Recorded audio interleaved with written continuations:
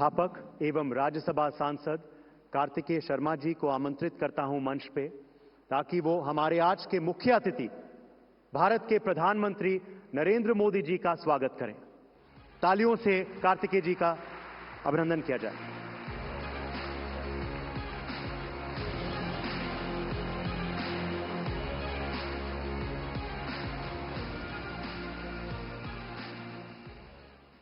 Namaste and a very good morning to everyone. Let me begin with thanking and welcoming our chief guest, the Honorable Prime Minister of Bharat, Shri Narendra Modi ji, for taking out time from his hectic schedule to grace the NXT conclave. The ITV network is truly indebted for his luminous presence. The edifice, which is today's conclave, would have not become nearly as grand as it is at this moment, owing to your gracious presence, sir. To grace the conclave even further, we have amongst us respected former Prime Minister of Australia, Mr. Tony Abbott, and Prime Minister of Sri Lanka, former Prime Minister of Sri Lanka, Shri Ranil Wickremesinghe ji. Distinguished dignitaries, esteemed guests, ladies and gentlemen, it is an honor for me to welcome you all on behalf of NXT and NewsX World family, where we are not only rooted in the ethos of true, independent, inclusive journalism, but also envisioned to facilitate a dialogue-rich platform for the global change makers across fields. Speaking of change makers, sir, over the last 10 years, under your visionary leadership, Bharat has not just seen development. We have witnessed a transformational journey. From being the world's fastest growing economy to becoming a nation known for innovation, infrastructure, inclusivity and resilience. Every step we have taken has been guided by a bold idea of Viksit Bharat by 2047, something never envisioned by anyone earlier. It is with this zeal that we have launched NXT, a platform that stands apart in its concept and ambition. NXT is not just an event. It is a bold step towards creating a global, collaborative ecosystem where thought leaders, thinkers, innovators, entrepreneurs, and policymakers from all across the world come together to shape the future. Inspired by the spirit of the World Fair, Next provides a stage to showcasing cutting-edge technologies, breakthrough innovations, and bold ideas that will define the next era of human progress. It is not merely a conclave or a conference. It is designed to catalyze action through collaborative initiatives and other projects. NXT ensures that the conversations held here lead to tangible impact on critical global challenges, from climate change and water security to AI governance, health innovations, space exploration, and quantum breakthroughs, which are necessary to be addressed for the global welfare. NXT also aims to foster a sense of shared purpose, truly embracing our Vedic philosophy of one world, one family, where the nations, organizations, and individuals work not in competition, but in collaboration for the common good of humanity. With a focus on inclusivity and innovation, NXT's vision aligns perfectly with your mission of Vishwamitra Bharat, where Bharat plays a leading role in solving global challenges and shaping the future of the world. Pradhan Mantri ji, a famous line from a movie, Star Wars, is etched in my mind. It said, to boldly go where no man has gone before. Under your leadership, when our Chandrayaan landed on the lunar South Pole, we proudly announced that Bharat is ready, and boldly so, to go where no one has gone before. Pradhan Mantri ji, you would be happy to know that over the course of our sessions, we have hosted renowned physicists, futurists, astronauts, and give our rising space prowess under your guidance. We are eagerly looking forward to hosting our own Gagannauts post these successful missions. Pradhan Mantri ji, on May 18, 2014, a Guardian article aptly described the beginning of the tenure of your arrival, the day when Britain finally left India. However, historically and majorly so, our part of the world has always been viewed from a biased lens to our realities, interests and challenges in a highly diverse country like ours. It is about time we take control of our narrative and tell our stories to the world. Based on such ideas and ideals, NewsX World comes as a powerful and much-needed voice, one that represents not just India, but the wider Indo-Pacific region, including UAE, Saudi Arabia, South Asia, Eastern Africa, and beyond. At a time when the global narrative is often shaped by a handful of platforms, NewsX World offers a fresh, balanced and impartial alternative, ensuring that voices, aspirations and priorities of this emerging region are heard loud and clear. With real-time coverage in 25 languages and a global network of experienced journalists, NewsX World delivers authentic stories, insightful perspectives, helping shape a more inclusive and accurate global conversation, one where India and the Indo-Pacific region take the rightful place. Pradhan Mantri ji, your presence today inspires not just the team behind these initiatives, but every Indian who dreams of seeing our nation's story told to the world stage with pride, confidence and authenticity. Thank you once again for sparing time from your hectic schedule and blessing us as we embark on this journey together and beyond. Thank you very much. I would like to invite the Honorable Prime Minister of Bharat to come on the stage and launch the channel, please.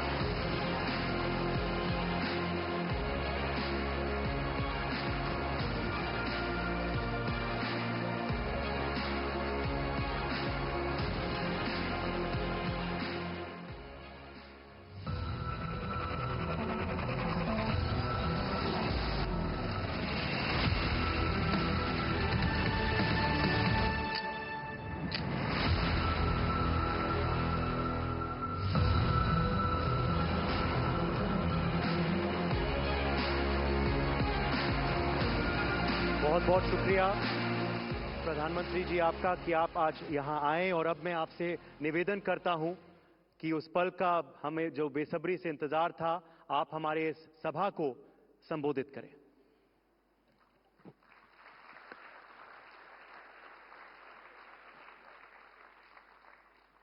नमस्कार।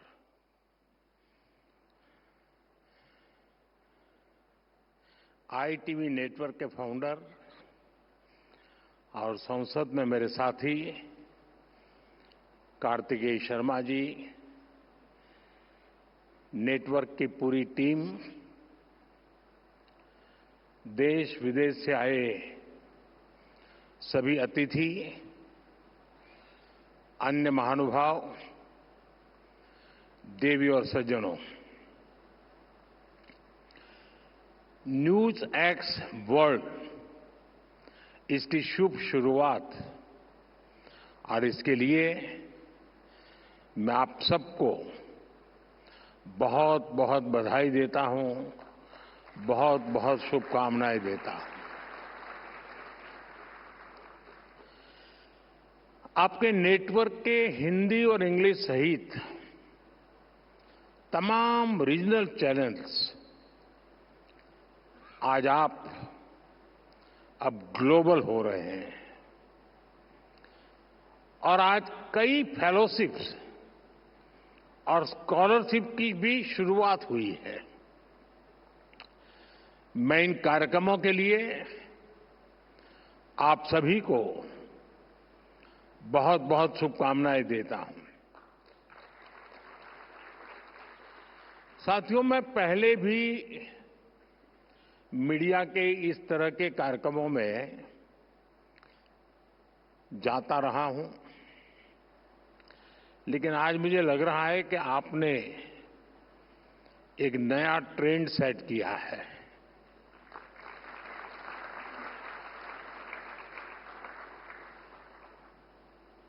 और मैं इसके लिए भी आपको बहुत बहुत बधाई देता हूं। हमारे देश में मीडिया के इस तरह के इवेंट्स होते रहते हैं और एक परंपरा भी चल रही है, उसमें कुछ आर्थिक विषय भी है, हर एक का फायदे का मामला रहता है जरा, लेकिन आपके नेटवर्क ने इसे एक नया डायमेंशन दिया है। आपने लीक से हटकर एक नए मॉडल पर काम किया है। मुझे याद है, अगर मैं पहले की समिट और आपकी समिट के संबंध में जो कल से सुन रहा हूं, पहले जो समिट अलग अलग मीडिया हाउस ने की है वो नेता सेंट्रिक रही है। मुझे खुशी है ये नीति सेंट्रिक है। यहां नीतियों की चर्चा हो रही है। ज्यादातर इवेंट जो हुए हैं वे बीते हुए कल के आधार पर वर्तमान की नुक्तेचीनी वाले रहे हैं। मैं देख रहा हूं कि आपका ये समिट आने वाली कल को समर्पित है। मैं देखता था कि पहले जितने भी ऐसे कार्यक्रमों को मैंने दूर से देखा या खुद हुआ गया, वहां विवाद का महत्व ज्यादा था, यहां संवाद का महत्व ज्यादा है। और मुझे पक्का विश्वास है। और दूसरा, जितने भी मैं इवेंट्स में गया हूं, एक छोटे से कमरे में होते हैं और अपने अपने लोग होते हैं। यहां इतने विशाल समारोह को देखना, और वो भी एक मीडिया हाउस के समारोह को, और जीवन के सभी क्षेत्रों को स्पर्श किए हुए लोग यहां होना, ये अपने आप में बहुत बड़ी बात है।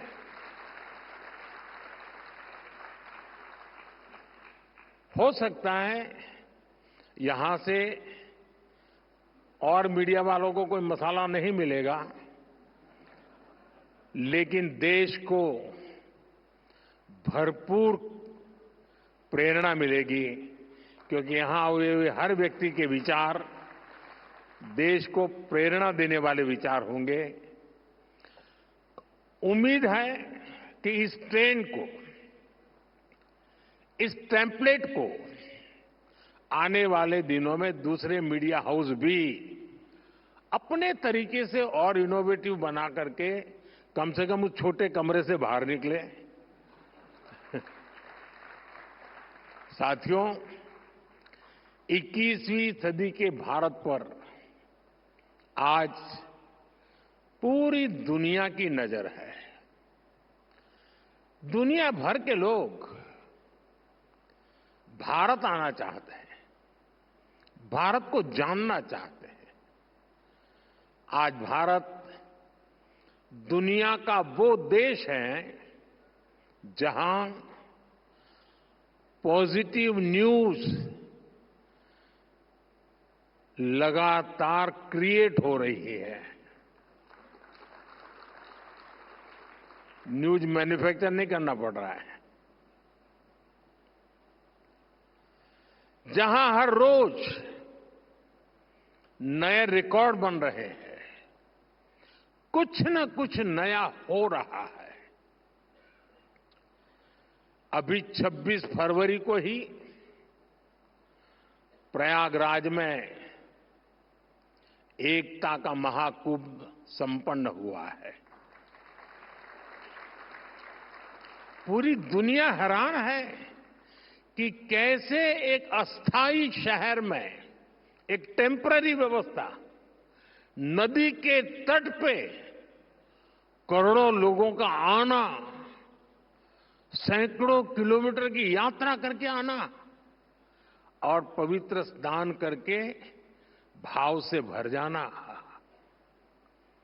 आज दुनिया भारत की ऑर्गेनाइजिंग और इनोवेटिंग स्किल्स देख रही है। हम सेमीकंडक्टर से लेकर एयरक्राफ्ट कैरियर तक यहीं पर मैन्युफैक्चर कर रहे हैं। दुनिया भारत की इसी सफलता को विस्तार से जानना चाहती है। मैं समझता हूं कि न्यूज एक्स वर्ल्ड अपने आप में एक बहुत बड़ा अवसर है। साथियों, कुछ महीने पहले ही भारत ने दुनिया के सबसे बड़े चुनाव कराए हैं।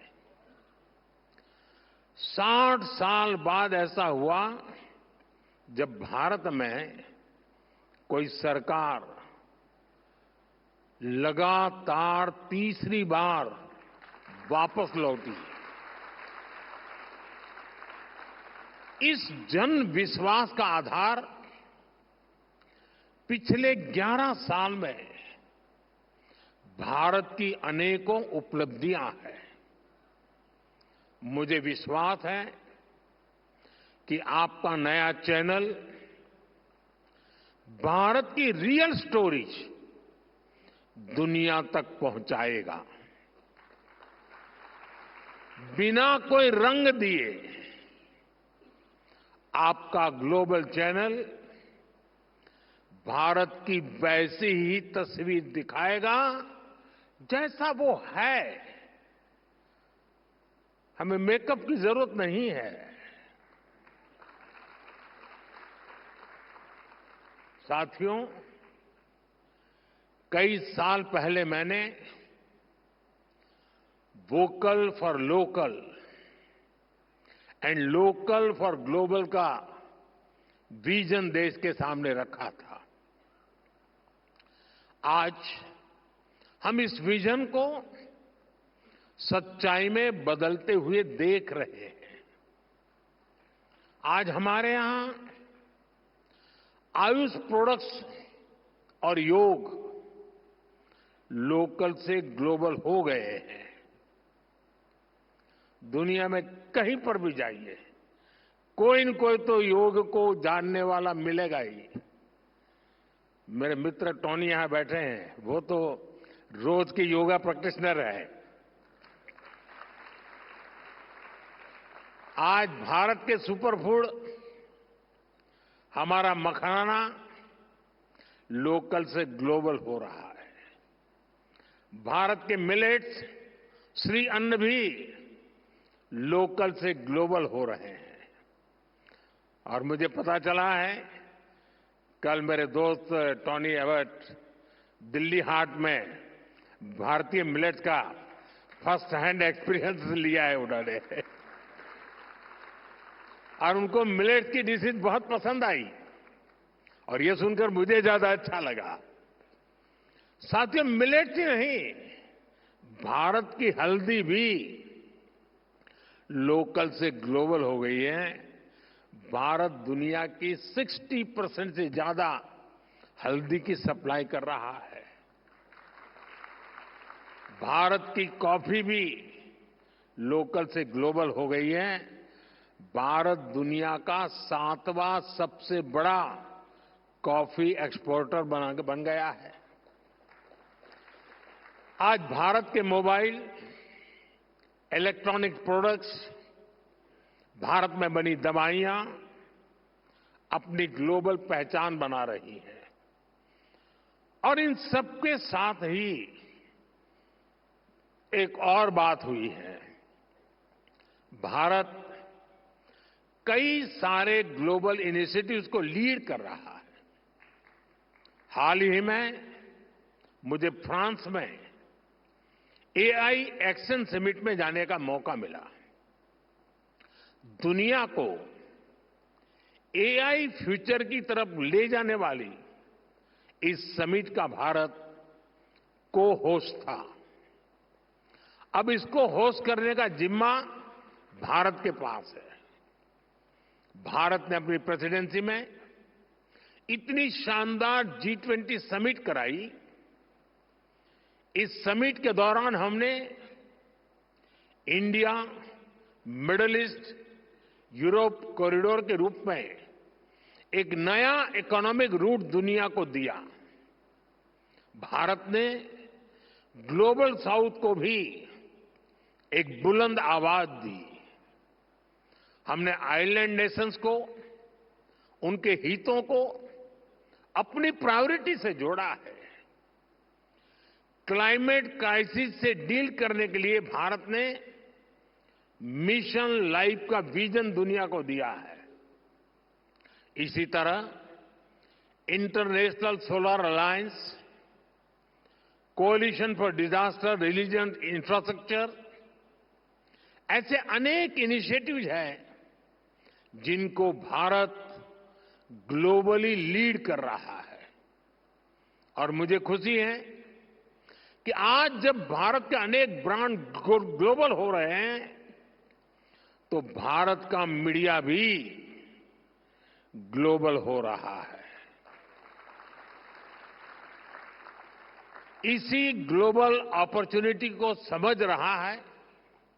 साथियों, दशकों तक दुनिया भारत को अपना बैक ऑफिस कहती थी, लेकिन आज Bharat new factory of the world बन रहा है।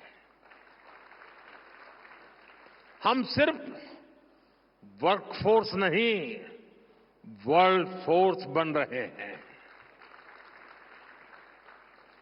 कभी हम जिन चीजों का इंपोर्ट करते थे, आज देश उनका इमर्जिंग एक्सपोर्ट हब बन रहा है।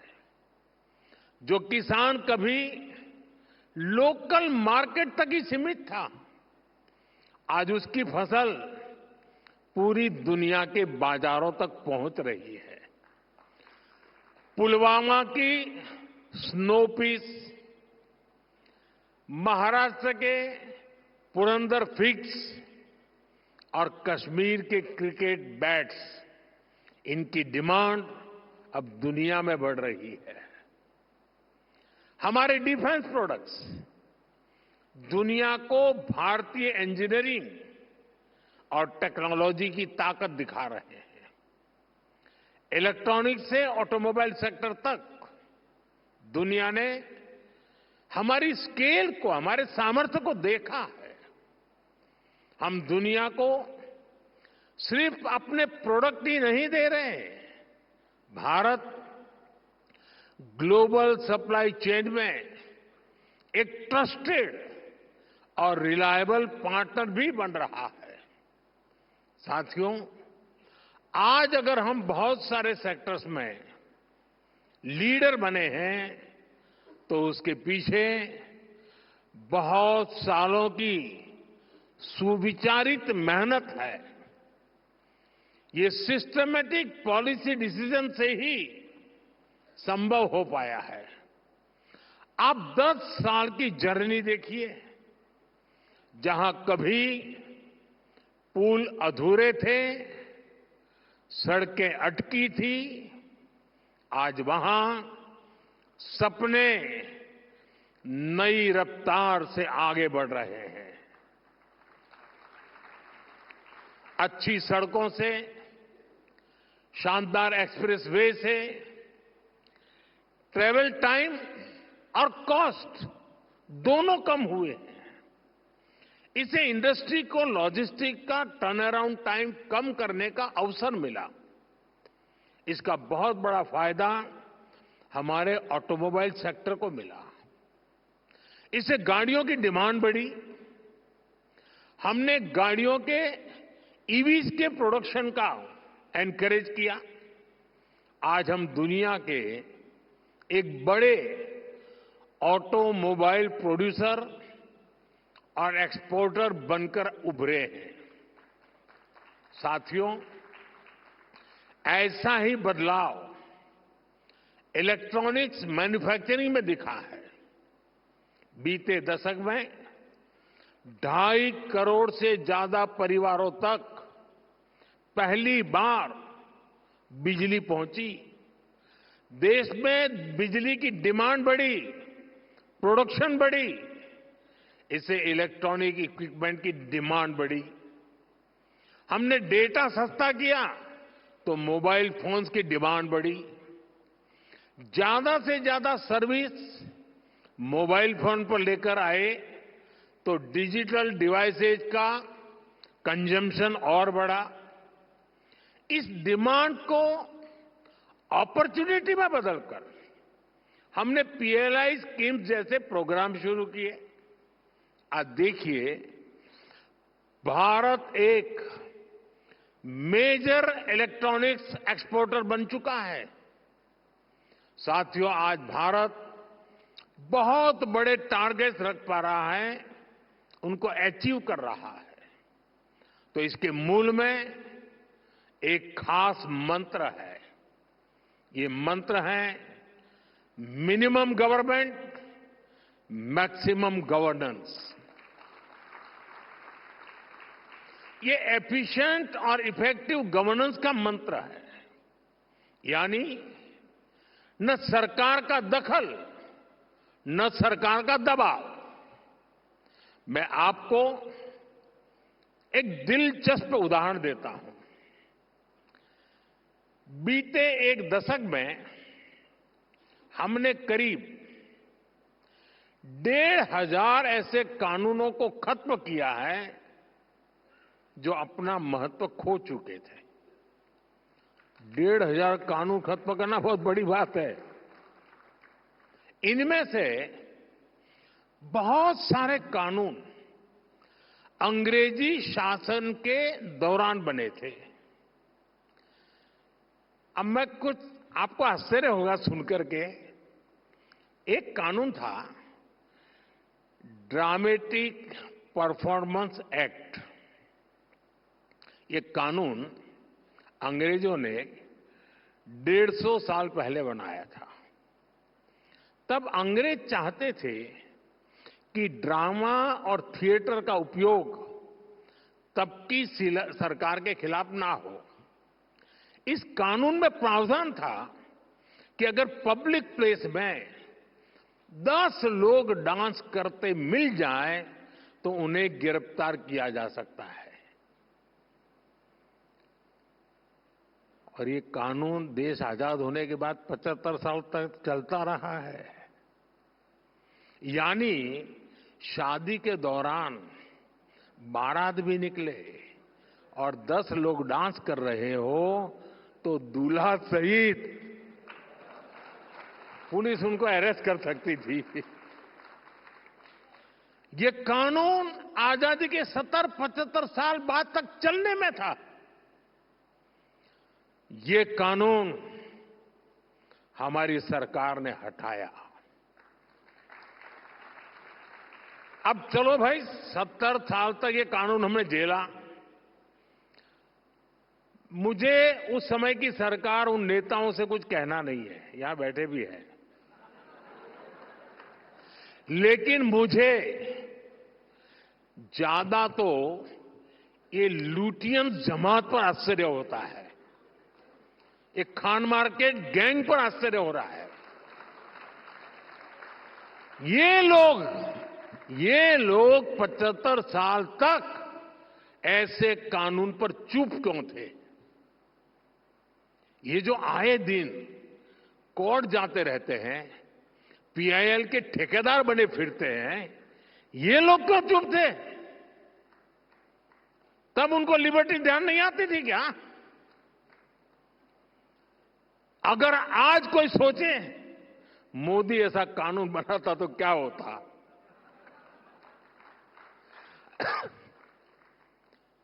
अरे ये जो ट्रॉलर होते हैं ना सोशल मीडिया में, वो भी अगर एक ऐसे ही झूठी खबर चला देते हैं कि मोदी ऐसा कानून बनाने वाला था, आग लगा देते हैं लोग, मोदी के बाल नोच लेते। साथियों, ये हमारी सरकार है जिसने गुलामी के कालखंड के इस कानून को खत्म किया।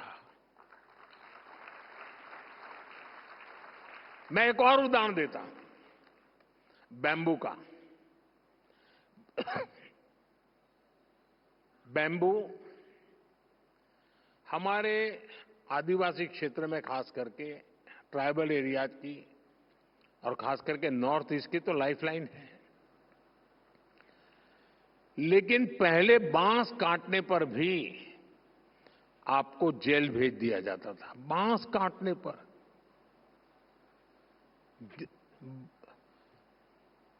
अब कानून क्यों बना? अब मुझे कोई भी, मैं आपसे पूछूं भाई, मैं अगर आपको पूछूं कि बांस ये वृक्ष है, ट्री है क्या? कोई मानेगा क्या ये ट्री है? कोई मानेगा ये वृक्ष है? आपको आश्चर्य होगा, आजादी के 70 साल के बाद भी मेरे देश की सरकार ये मानती थी कि बाम्बू ये पेड़ है, वृक्ष है, और इसलिए वृक्ष काटने से जैसे मनाई थी वैसी बाम्बू काटने से बढ़ाई थी। हमारे देश में एक कानून था जो बांस को ट्री मानता था और सारे ट्री के कानून इस पर लगते थे। इसको काटना मुश्किल था।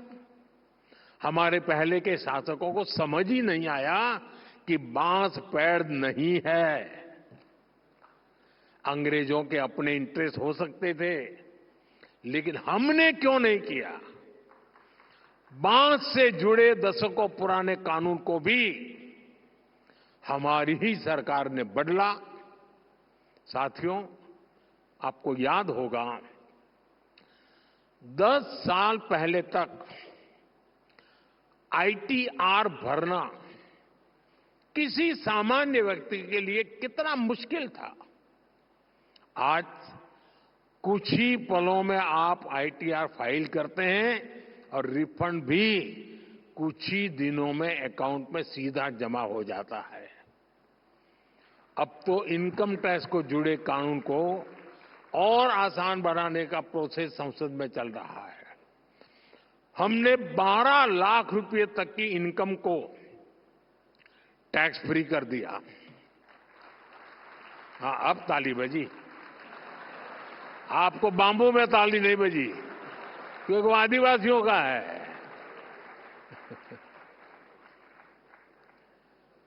और इससे खास करके जो मीडिया कर्मी है, आप जैसे सैलरीड क्लास को बहुत ज्यादा फायदा होने वाला है। जो युवा अभी पहली दूसरी नौकरी कर रहे हैं, उनके एस्पिरेशन भी अलग होती है, उनके खर्चे भी अलग होते हैं। वो अपनी एस्पिरेशंस पूरी करें, उनकी सेविंग्स बढ़े, इसमें बजट ने बहुत मदद की है। हमारा मकसद यही है, देश के लोगों को ईज ऑफ लिविंग दो, ईज ऑफ डूइंग बिजनेस दो, उड़ने के लिए खुला आसमान दो।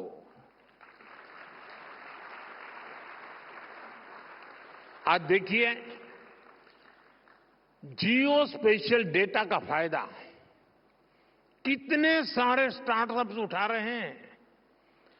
पहले अगर किसी को मैप बनाना होता था तो सरकार की परमिशन लेनी पड़ती थी। हमने इसको बदला और आज हमारे स्टार्टअप्स, प्राइवेट कंपनियां इस डेटा का बेहतरीन उपयोग कर रही हैं। साथियों, दुनिया को जीरो का कंसेप्ट देने वाला भारत आज इन्फिनिट इनोवेशंस की धरती बन रहा है। आज भारत सिर्फ इनोवेट ही नहीं कर रहा, बल्कि इंडोवेट भी कर रहा है। और जब मैं इंडोवेट कह रहा हूं तो इसका मतलब है इनोवेटिंग द इंडियन वे। इंडोवेशन से हम ऐसे सॉल्यूशंस बना रहे हैं जो अफोर्डेबल हो, एक्सेसिबल हो, एडेप्टेबल हो। हमने इन सॉल्यूशंस की गेट कीपिंग नहीं की है, बल्कि इन्हें पूरी दुनिया को ऑफर कर दिया है। जब दुनिया एक सिक्योर और cost effective digital payment system चाहती थी, हमने यूपीआई की व्यवस्था बनाई, यूपीआई की व्यवस्था बनाई। मैं प्रोफेसर कार्लोस मोंटेस को सुन रहा था, वो यूपीआई जैसी टेक्नोलॉजी के पीपल फ्रेंडली स्वरूप से काफी प्रभावित दिखे। आज फ्रांस, यूएई, सिंगापुर जैसे देश यूपीआई को अपने फाइनेंशियल इकोसिस्टम में इंटीग्रेट कर रहे हैं। आज हमारे digital public infrastructure India stack से जुड़ने के लिए दुनिया के कई देश एग्रीमेंट्स कर रहे हैं। कोविड पैंडेमिक में हमारी वैक्सीन ने दुनिया को भारत के क्वालिटी हेल्थ केयर सॉल्यूशंस का मॉडल दिखाया। हमने आरोग्य सेतु ऐप को भी ओपन सोर्स किया ताकि दुनिया को इसका लाभ मिले। भारत स्पेस की एक बड़ी पावर है।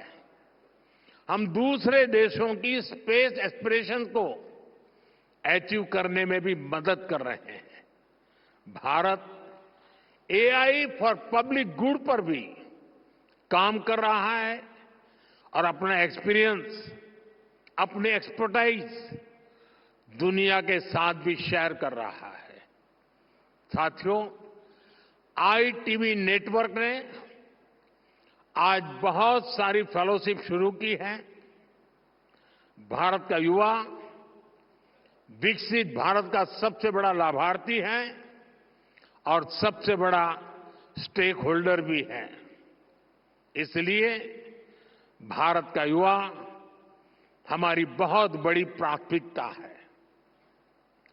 नेशनल एजुकेशन पॉलिसी ने बच्चों को किताबों से आगे, कहीं और आगे बढ़कर सोचने का अवसर दिया है।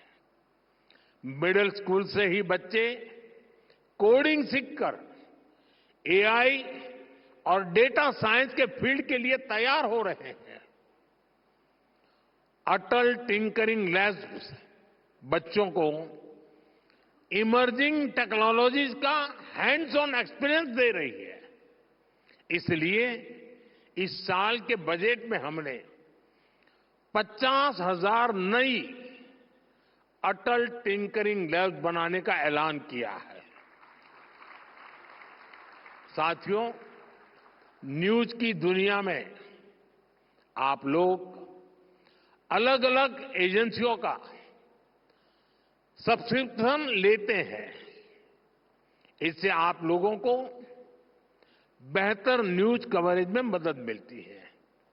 ऐसे ही रिसर्च की फील्ड में स्टूडेंट्स को ज्यादा से ज्यादा इंफॉर्मेशन सोर्स की जरूरत होती है।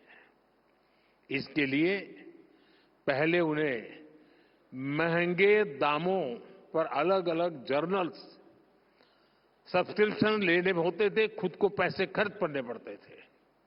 हमारी सरकार ने सभी रिसर्चर्स को इस चिंता से भी मुक्त कर दिया है। हम वन नेशन वन सब्सक्रिप्शन लाए हैं। इससे देश के हर रिसर्चर को दुनिया के जाने माने जर्नल्स की फ्री एक्सेस मिलनी तय है। इस पर सरकार 6,000 करोड़ रुपए से ज्यादा खर्च करने जा रही है। हमें इंश्योर कर रहे हैं कि हर स्टूडेंट्स को अच्छी से अच्छी रिसर्च फैसिलिटीज मिले, चाहे स्पेस एक्सप्लोरेशन हो, बायोटेक रिसर्च हो या एआई हो। हमारे बच्चे फ्यूचर लीडर्स बनकर उभर रहे हैं। डॉक्टर ब्रायन ग्रीन ने आईआईटी के स्टूडेंट से मुलाकात की है और एस्ट्रोनॉट माइक मैसिमिनो सेंट्रल स्कूल के स्टूडेंट से मिलने गए थे और जैसा उन्होंने बताया है, उनके एक्सपीरियंस वाकई शानदार रहे हैं।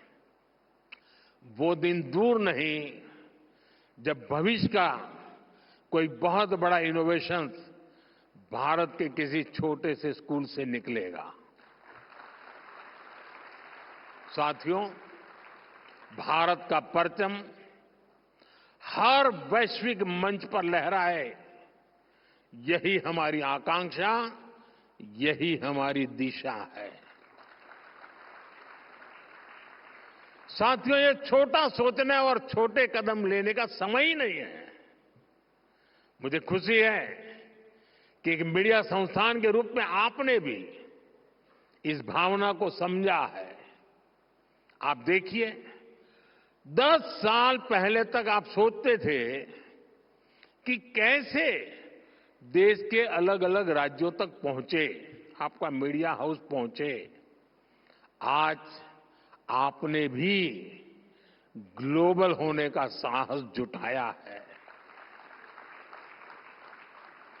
यही प्रेरणा, यही प्राण आज हर नागरिक का, हर एंटरप्रेन्योर का होना चाहिए।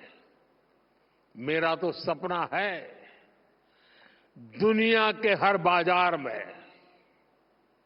हर ड्राइंग रूम में, हर डाइनिंग टेबल पर कोई न कोई भारतीय ब्रांड मौजूद हो। मेड इन इंडिया दुनिया का मंत्र बने। कोई बीमार हो तो वो हील इन इंडिया के बारे में पहले सोचे। किसी को शादी करनी हो तो वेड इन इंडिया पर पहले विचार करे। किसी को घूमना फिरना हो तो लिस्ट में सबसे ऊपर भारत को रखे। कोई कॉन्फ्रेंस करना चाहे, एग्जीबिशन लगाना चाहे तो सबसे पहले भारत आए। कोई कंसर्ट कराना चाहे तो सबसे पहले भारत को चुने। ये ताकत, ये पॉजिटिव एटीट्यूड हमें खुद में पैदा करना है। इसमें आपके नेटवर्क की, आपके चैनल की बड़ी भूमिका होगी। संभावनाएं अनंत है जब हमें अपने साहस और संकल्प से इन्हें हकीकत में बदलना है। साथियों, भारत अगले 25 वर्षों में विकसित भारत बनने का संकल्प लेकर आगे बढ़ रहा है। आप भी एक मीडिया हाउस के रूप में खुद को वर्ल्ड स्टेज पर लेकर आए, ऐसा संकल्प लेकर के आगे बढ़े। मैं मानता हूं कि आप इसमें जरूर सफल होंगे। आईटीवी नेटवर्क की पूरी टीम को मैं फिर एक बार ढेर सारी शुभकामनाएं देता हूं और देश और दुनिया से जो पार्टिसिपेंट्स आए हैं, मैं उनका भी अभिनंदन करता हूं। उनके विचारों ने जरूर एक सकारात्मक सोच को बल दिया है। मैं इसके लिए भी, क्योंकि भारत का गौरव बढ़ता है तो हर भारतीय को आनंद होता है, गर्व होता है, और इसके लिए मैं उन सब का भी बहुत बहुत धन्यवाद करता हूं। नमस्कारम।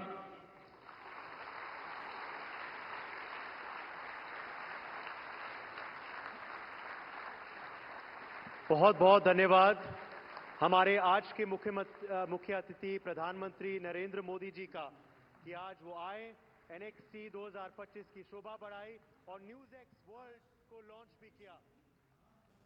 आपने आज हमें मार्गदर्शन दिया और हमारे मेहमानों को प्रेरणा भी दी। बहुत बहुत शुक्रिया।